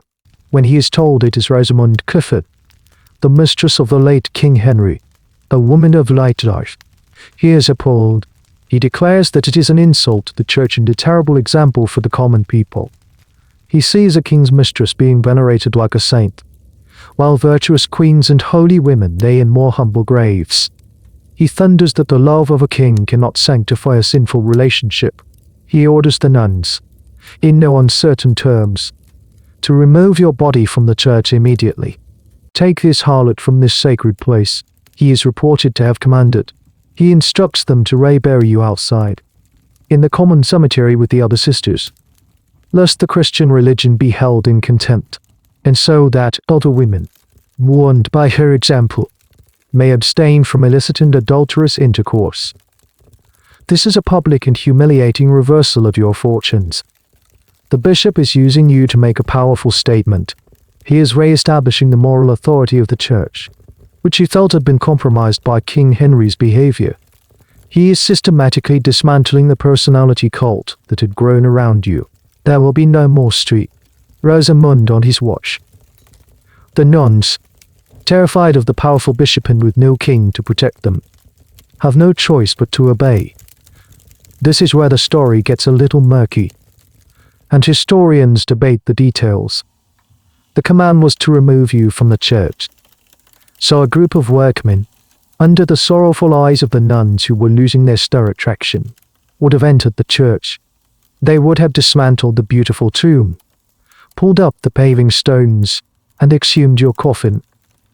It must have been a grim and shocking event for the local people who had come to revere you. The place of light and prayer was suddenly a scene of desecration. Your body, once so honored, was carried out of the church and into the cold air of the common churchyard. But the nuns of Godstow were clever. They were losing a major source of income, and they were genuinely fond of their famous resident. While they obeyed the bishop's order to the letter, they did remove you from the church. They did not treat your remains with contempt. According to later accounts, they reburied you in a new stone coffin in their chapter house, a building adjacent to the church where the nuns held their daily meetings. This was a place of considerable honor, not as prestigious as the choir, but still a very respectful resting place. And they didn't stop there. They seem to have continued a quiet, private veneration of you. The antiquarian John Leland, visiting the ruins of Godstow in the 1542s, wrote that he saw your tomb there, a stone coffin with the simple inscription Tumberos on Swande, the tomb of Rosamund. He also noted that the nuns had a cross of stone for her in the churchyard. It seems they created a new, more discreet memorial. It's a wonderful little act of quiet rebellion. They followed the bishop's orders but found a way to continue honoring you. Your official, public cult was over, but your memory was preserved by the women of Godstow, who owed you a debt of gratitude and perhaps felt a sisterly affection for the girl who had been caught in the crossfire of kings and queens. The light of your tomb had been extinguished by the bishop's decree, but a smaller, more stubborn flame was kept alive by the nuns who remembered the Rose of Godstow. With your tomb dismantled and your official cult shut down, your physical presence begins to fade from the world. Godstow Nunnery itself will be dissolved a few centuries later under another King Henry VIII and fall into picturesque ruin. Your grave, even the discreet one in the chapter house, will eventually be lost to time, its exact location becoming another mystery for historians to puzzle over. But as your physical trace vanishes, your story explodes. You are about to achieve a new kind of immortality, not in stone, but in words. Freed from the complex political realities of your own time, you become a character, a blank slate, and poets, playwrights, and balladeresses rush in to write their own versions of your life. Your story has all the perfect ingredients: a powerful king, a beautiful, tragic mistress, and a vengeful queen. It's a template for high drama, and it proves irresistible. The first major wave of your literary fame comes in the form of ballads, long narrative poems intended to be sung. The most famous of these, Fair Rosamund, first appears in the 16th century in a collection called Strange Histories. This is the ballad that cements the classic, dramatic version of your story in the popular imagination. It's filled with vivid, if historically inaccurate, details. It describes the labyrinth at Woodstock in great detail, the Queen's discovery of the silk thread, and, of course, the final, terrible confrontation with the dagger and the cup of poison. This ballad becomes a sort of source code for almost every future retelling of your life. It was wildly popular, printed on cheap broadsheets and sung in taverns and fairs across England. You become a household name, a tragic heroine as well known as Robin Hood or King Arthur. Then the playwrights discover you. In the 17th and 18th centuries, your story is adapted for the stage multiple times. These plays are usually melodramatic tragedies, emphasizing your innocence and the Queen's villainy. They are the blockbuster entertainments of their day, complete with dramatic speeches, sword fights, and a tear-jerking death scene. You are played by the most famous actresses of the era. Your story a reliable crowd pleaser. In the 18th century, you even become the subject of an opera, Rosamund, with a libretto by the famous essayist Joseph Addison. The music, unfortunately, was not a major success, but the fact that your story was considered worthy of the operatic stage shows just how deeply embedded you were in the cultural consciousness. The 19th century, with its passion for all things medieval and romantic, gives you a new lease on life. The pre-Raphaelite painters, who adored tales of tragic love and beautiful, doomed women, fall in love with you. Artists like Dante Gabriel Rossetti and Edward Burne-Jones paint you, often depicting the fateful moment when the queen confronts you. In their paintings, you are the quintessential damsel in distress, pale, long-haired, draped in flowing velvet, the picture of terrified innocence. These images become iconic, shaping the visual identity of fair Rosamund for generations to come. Alfred, Lord Tennyson, the poet laureate, writes a play about you. Algernon Charles Swinburne writes a long, dramatic poem. You are everywhere. What's fascinating about all these retellings is how they reflect the values of the era in which they were created. The 16th century ballad is a moral warning. The 18th century plays are sentimental melodramas. The 19th century poems and paintings are exercises in lush, romantic tragedy. In each version, you are subtly reshaped to fit the mold of what that particular age wanted in a heroine. Your actual personality, the quiet girl from Clifford Castle, is long gone, buried under layers of literary and artistic interpretation. Historians, of course, have spent much of the last century trying to peel back these layers of fiction to find the real you, but it's a difficult, perhaps impossible, task. The legend is simply more powerful than the reality. It's a better story. And so, you end up with two lives. There is the historical Rosamund Clifford, who lived and died in the 12th century, a woman whose true thoughts and feelings are lost to us. And then there is fair Rosamund, the literary ghost, the tragic heroine who has been endlessly reinvented for over 800 years. It's a strange fate, to be forgotten as a person, but to live forever as a story. And so, we stand at the end of your story, looking back at the brief, brilliant, and tragic arc of your life. Before you were a legend, a character in a ballad, a face in a painting. You were a person, but your identity became inseparable from a single quality, your beauty. Which brings us to the final, lingering question. In your world, at your time, what was beauty? Really, was it a gift, or was it a curse? Let's be fair, it was, at first, a gift. It was your beauty that caught the eye of a king. It lifted you from the relative obscurity of a borderland castle and placed you at the very center of power. It brought you a life of unimaginable luxury, chests of silk dresses, servants to attend your every need, a private park to wander in, the devoted, obsessive love of the most powerful man in the known world. For a time, it must have felt like living in a fairy tale. Your face was a key that unlocked a secret kingdom, a world of poetry, music, and royal favor that no other woman of your station could ever dream of. But that key also locked you in. The curse of your beauty was that it was never truly your own. It became a public commodity, an object to be possessed, hidden, fought over, and ultimately destroyed.